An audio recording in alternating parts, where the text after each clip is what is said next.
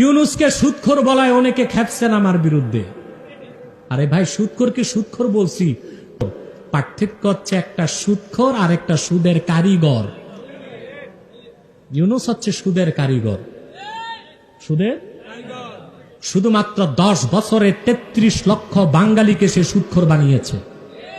সুদ খাওয়া, সুদ দেওয়া এক জিনিস, আর মানুষের ঘরে ঘরে রক্তের ফোঁটায় ফোঁটায় সুদ মিশায় দেওয়া, ওই রকম জঘন্য সুদখোরের বিরোধিতা করায় যারা আমার বিরোধিতায় লিপ্ত হয়েছেন, আল্লাহর গজবে বাকি নাম নিশানা আপনাদের মুছে যাবে ইনশাআল্লাহ। এখন একজনের চেহারা খুব দেখা যায় টেলিভিশনে, বাংলাদেশের মহিলাদেরকে বিভৎস করার জন্য গ্রামে গঞ্জে সুদের মতো কবিরা গুনাহকে পৌঁছে দেওয়ার জন্য সবচেয়ে বড় অবদান যিনি রেখেছেন তার নাম হলো ডাক্তার ইউনূস।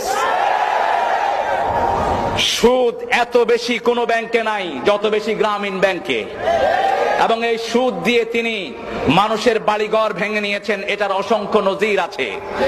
যদি ইসলাম থাকতো, হাজার হাজার জিনার দায়ে তাকে শাস্তি দেয়া হতো।